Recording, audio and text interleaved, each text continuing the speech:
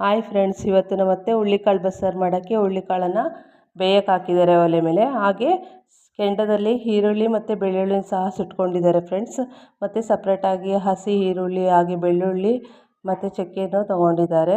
ಮತ್ತು ಸ್ವಲ್ಪ ಬೇಯಿಸಿರ್ತಕ್ಕಂಥ ಹುಳ್ಳಿಕಾಳನ್ನು ತೊಗೊಂಡಿದ್ದಾರೆ.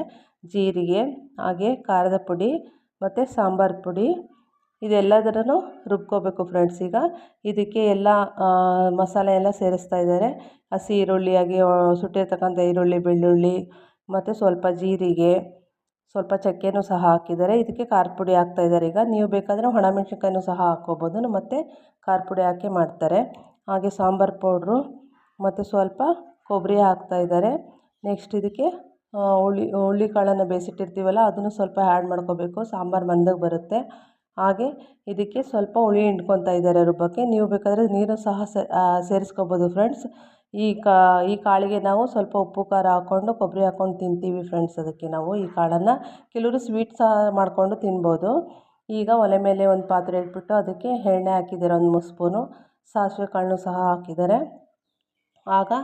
ಆಮೇಲೆ ಇದಕ್ಕೆ ಒಣಮೆಣ್ಸಿನ್ಕಾಯಿ ಹಾಕ್ಬಿಟ್ಟು ಮತ್ತು ಈರುಳ್ಳಿ ಮತ್ತು ಕರಿಬೇವು ಹಾಕ್ಬಿಟ್ಟು ಚೆನ್ನಾಗಿ ಫ್ರೈ ಮಾಡ್ತಾಯಿದ್ದಾರೆ. ಈ ಈರುಳ್ಳಿ ಮತ್ತು ಮೆಣಸಿನ್ಕಾಯಿ ಚೆನ್ನಾಗಿ ಫ್ರೈ ಆದಮೇಲೆ ನಾವು ಮಸಾಲೆ ರುಬ್ಬಿರ್ತಕ್ಕಂಥ ಮಸಾಲೆನ ಇದಕ್ಕೆ ಹಾಕ್ತಾಯಿದ್ದಾರೆ. ನೆಕ್ಸ್ಟು ನಾವು ಹುರುಳಿಕಾಳನ್ನು ಕಟ್ಟನ್ನು ಬಸ್ತಿರ್ತಿದ್ವಲ್ಲ ಆ ಕಟ್ಟನ್ನು ಸಹ ಹಾಕ್ತಾಯಿದ್ದಾರೆ. ನಮ್ಮ ಅತ್ತೆ ಆಲ್ರೆಡಿ ಹುರುಳಿಕಾಳನ್ನು ಬೇಯಿಸ್ಬೇಕಾದ್ರೆ ಸ್ವಲ್ಪ ಉಪ್ಪು ಹಾಕಿದ್ರು. ಈಗ ಇನ್ನೊಂದು ಸ್ವಲ್ಪ ರುಚಿಗೆ ಎಷ್ಟು ಬೇಕೋ ನಮಗೆ ನೋಡಿಕೊಂಡು ನಾವು ಉಪ್ಪನ್ನು ಹಾಕ್ಕೋಬೇಕು. ನಮ್ಮ ಅತ್ತೆನೂ ಹಾಕಿದ್ದಾರೆ ಇವಾಗ. ಈ ಕಟ್ಟು ನನಗೆ ತುಂಬ ಇಷ್ಟ. ನಮ್ಮ ಅತ್ತೆ ತುಂಬ ಚೆನ್ನಾಗಿ ಮಾಡ್ತಾರೆ. ಮುದ್ದೆ ಜೊತೆಗೆ ಊಟ ಮಾಡ್ತಾಯಿದ್ರೆ ತುಂಬ ಇಷ್ಟ ಆಗುತ್ತೆ. ಯಾರಿಗೆಲ್ಲ ಈ ಸಾಂಬಾರು ಅಂದರೆ ಇಷ್ಟ ಕಮೆಂಟ್ ಮಾಡಿ.